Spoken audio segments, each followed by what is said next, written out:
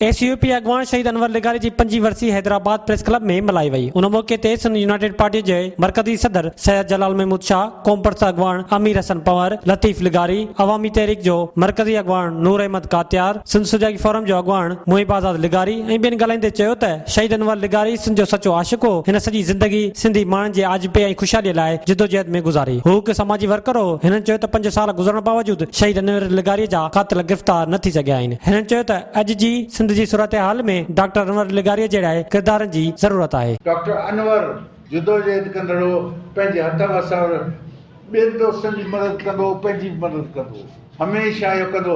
असांखे बि सुम्हणु कोन ईंदो त बाबा हलो क़स्माबाद में हली हली कमु कर। इहा ई सबबु हो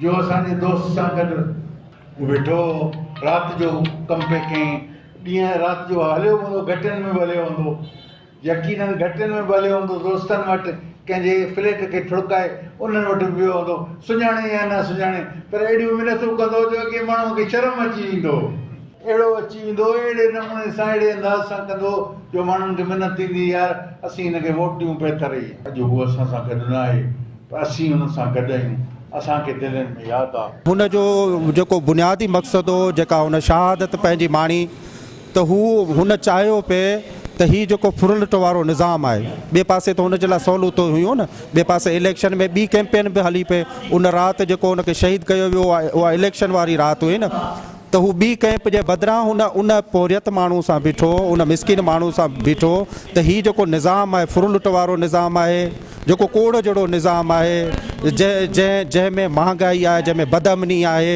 उन निज़ाम खे ढाहे पट करे हिकिड़ो पोरियतनि जो ऐं हक़ हुकुमरानी जेका पोरियतनि जी आहे उन्हनि जे हवाले कजे।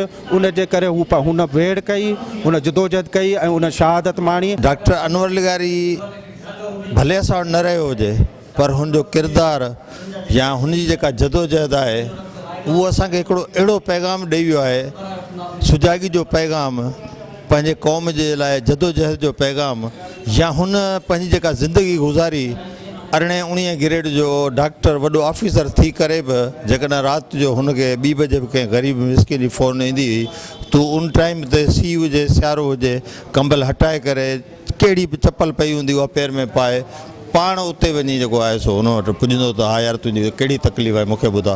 ऐं नथो सम्झां त सिंध में के अहिड़ा किरदार हींअर ज़रूरु हूंदा, लेकिन डॉक्टर अनवर पंहिंजो मटि पाणो। शहीद अनवर हिकु क़ौमी कारकुन हुयो, फ़िक्र जेम्स सां तालुक़ रखंदड़, ऐं हू तसलसल हुयो जेका ही जदोजहद हले थी पूरी हिन दौर में बि जेका सिंध जे वजूद ऐं वहदत जी, जंहिंजे करे हू मारियो वियो।